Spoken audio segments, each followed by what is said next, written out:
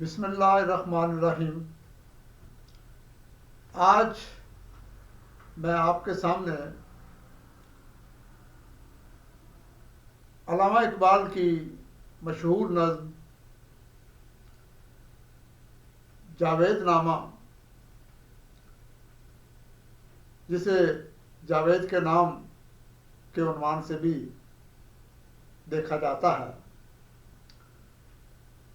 اس کا تعارف اور اس کے متعلق کچھ اہم باتیں عرض کروں گا۔ علامہ اقبال کی یہ مشہور نظم اصل میں ان کے بیٹے جاوید اقبال کے خط کے جواب میں انہوں نے لکھی۔ یہ 1932 کا زمانہ ہے، جب علامہ اقبال گول میز کانفرنس میں شرکت کے لیے لندن گئے۔ اس وقت جاوید اقبال کی عمر 7 سال تھی۔ جاوید اقبال نے لاہور سے علامہ اقبال کو پہلا خط لکھا۔ کسی باپ کے لیے اس سے بڑی سرشاری کی بات کیا ہو سکتی ہے کہ اس کا بیٹا اس کو خط لکھنے کے قابل ہو جائے۔ اسی خط میں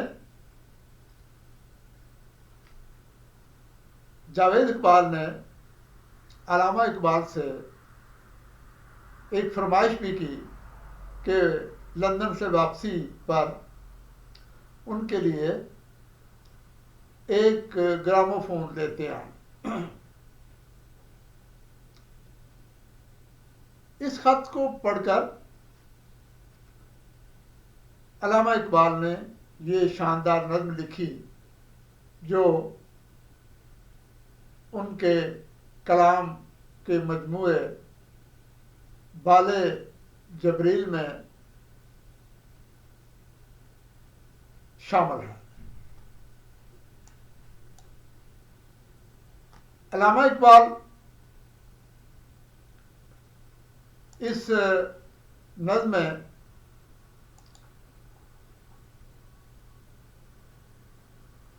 جاوید اقبال کو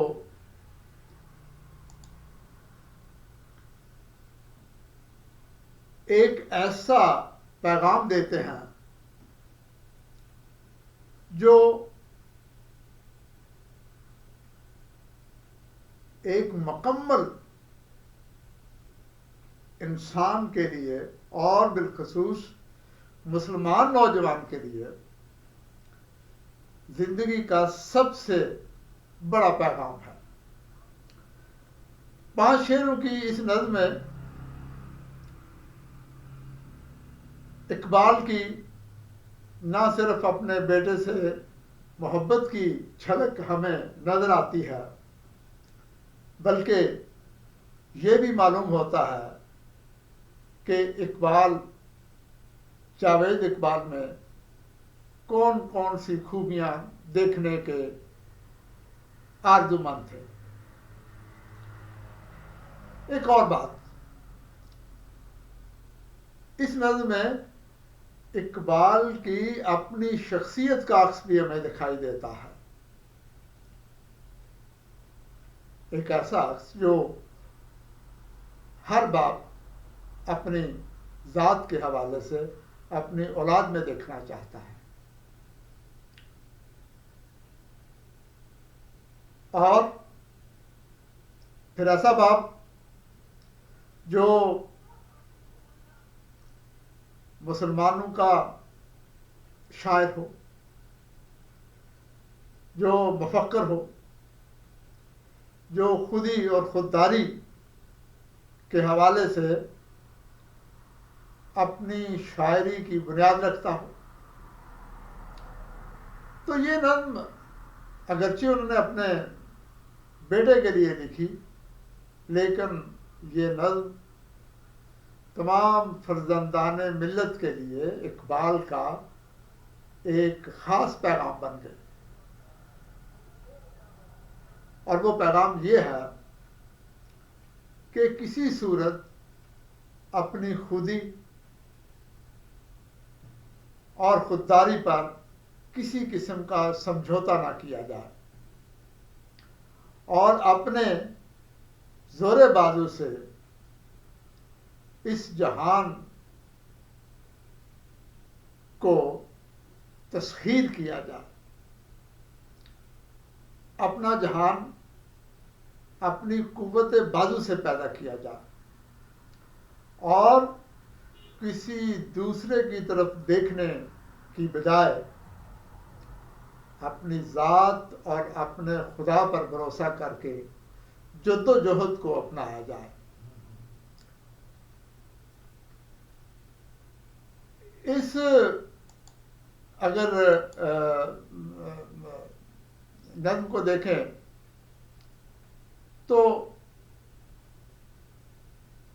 5 شعروں کو دیکھیں تو ذرا میں آپ کے سامنے پیش کرتا ہوں۔ اقبال کہتے ہیں، دیار عشق میں اپنا مقام پیدا کر، دیار عشق میں اپنا مقام پیدا کر، نیا زمانہ نئے صبح و شام پیدا کر، اور خدا اگر دل فطرت شناس دے تجھ کو، خدا اگر دل فطرت شناس دے تجھ کو، سکوت لالا و گل سے کلام پیدا کر، اٹھانا شیشہ گرانے فرنگ کے احسان، اٹھانا شیشہ گرانے فرنگ کے احسان، سفال ہند سے مینا و جام پیدا کر۔ اور پھر کہتے ہیں، میں شاخ طاق ہوں میری غزل ہے میرا ثمر، میں شاخ طاق ہوں میری غزل ہے میرا ثمر، میرے ثمر سے میں لالا فام پیدا کر، میرا طریق امیری نہیں فقیری ہے، میرا طریق امیری نہیں فقیری ہے، خودی نہ بیچ غریبی میں نام پیدا کر۔ یہ ایک بنیادی تعارف تھا اس نظم کا اور اس کے اشعار تھے۔ انشاءاللہ اگلی قسط میں ہم ان اشعار کی تشریح کریں گے اور ان کے پیچھے چھپے ہوئے پیغام کو تلاش کریں گے۔ بہت شکریہ، خدا حافظ۔